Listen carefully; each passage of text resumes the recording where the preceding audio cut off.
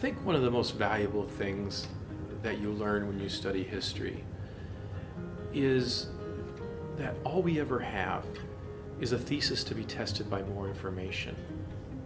We seek out sources and perspectives beyond our own experience, and we take these pieces of information and we communicate them through telling stories. It's especially important for people who are underrepresented, marginalized populations to study their history so that we know where we came from. It's very important. We stand on the shoulders of our ancestors, so we need to know where they're coming from, what they were thinking, what they were feeling, what they were doing, so that we can make a clear path for the future.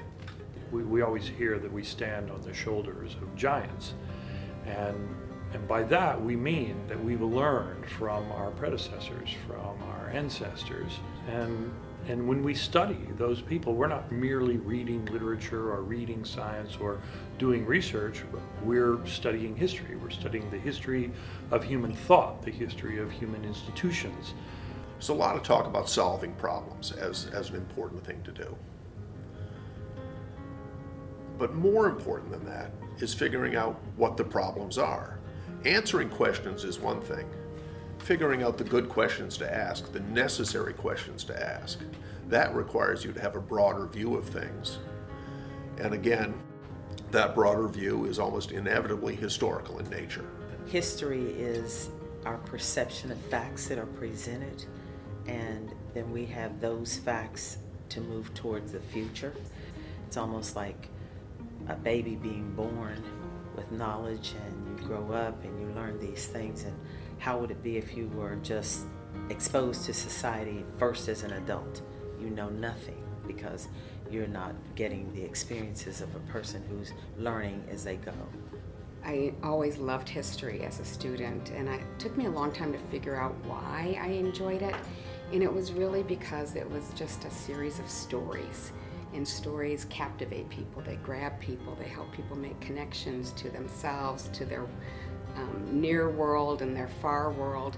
And stories take us to places that we'll never be able to go, really. History to a scientist goes more than just that we're standing on the shoulders of the giants who've come before us, but it goes beyond that, of the context those people were in.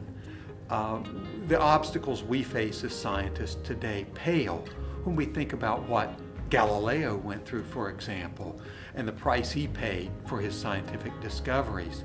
We really can't understand until we look at the past what kinds of things are here and were here that play a role not just in the history and the culture of our area, but in the science of our area.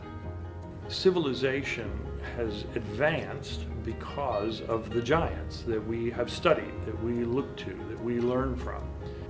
We simply apply and we learn from, and we build on what's gone before us. All of that, the very advancement of human civilization, both on the social, institutional side as well as on the science and technological side, that's all the study of history. We advance and we benefit in the modern world because we've studied the history of every discipline.